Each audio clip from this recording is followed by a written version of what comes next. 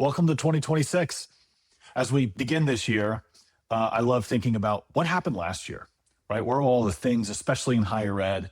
And so what I've done is come up with a couple different categories and awards to give about big trends or big things that happen in 2025.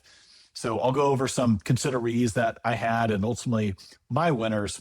Would love to know what you agree with, you disagree with, but let's get to it. So for the first one, the biggest winner of 2025, biggest winner of 2025 in higher ed. A couple considerations. I think AI integration overall in higher ed had to be considered. Several different reports of 86% of students using AI globally within their studies. About 90% of US college students are using it academically.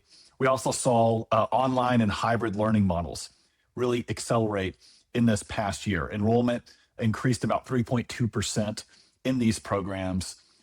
But my biggest winner for 2025 is microcredentials in career-aligned programs.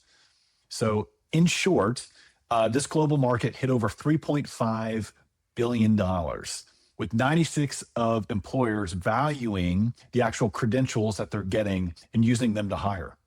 So a couple stats that I was able to pull together. Some of these are from Coursera and Lumina data. Is 90% who take this are of employers are ready to pay somewhere between 10 and 15% more for those occupations once they have one of these micro-credentials. The US alone saw 1.85 million unique students gain a micro-credential. That is up from 1.08 million in 2022. So a massive increase in micro-credentials, career-aligned programs this last year and certainly over the last few couple years. So biggest winner, micro-credentials, career-aligned programs. Now, biggest winner, what's the biggest loser? These are always interesting to think about and talk about. Definitely had some different considerations.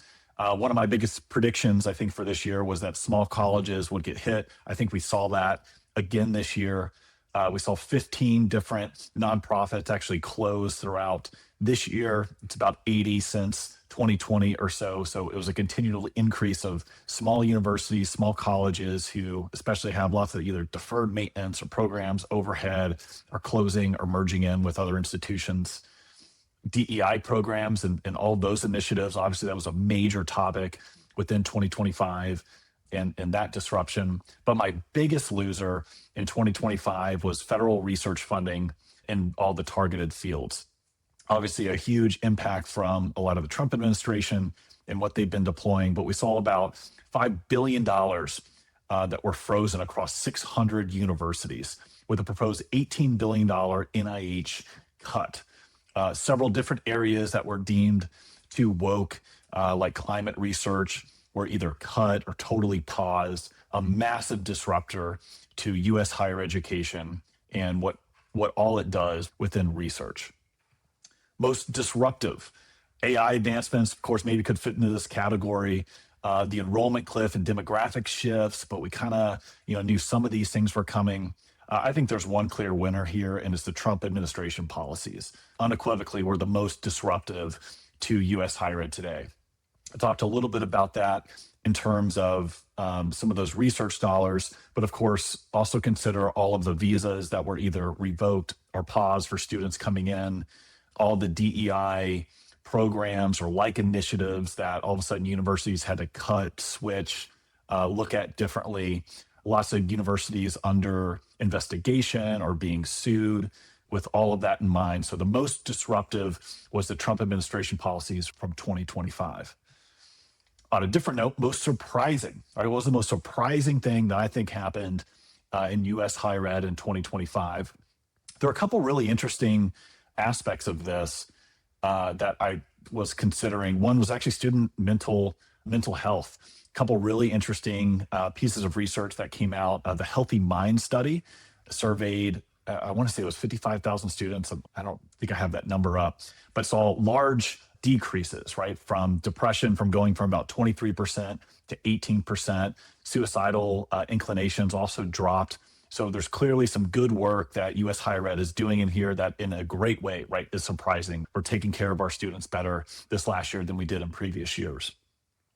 Another one, again, was kind of that micro-credential surge, right? Certainly a large increase in this, not only in the US, but really across the world. But my biggest winner for most surprising was the unexpected enrollment recovery.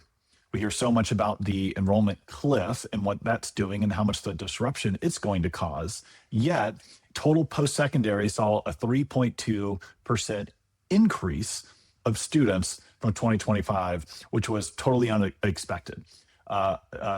Schools like community colleges saw the highest increase, right? A 5.4% increase.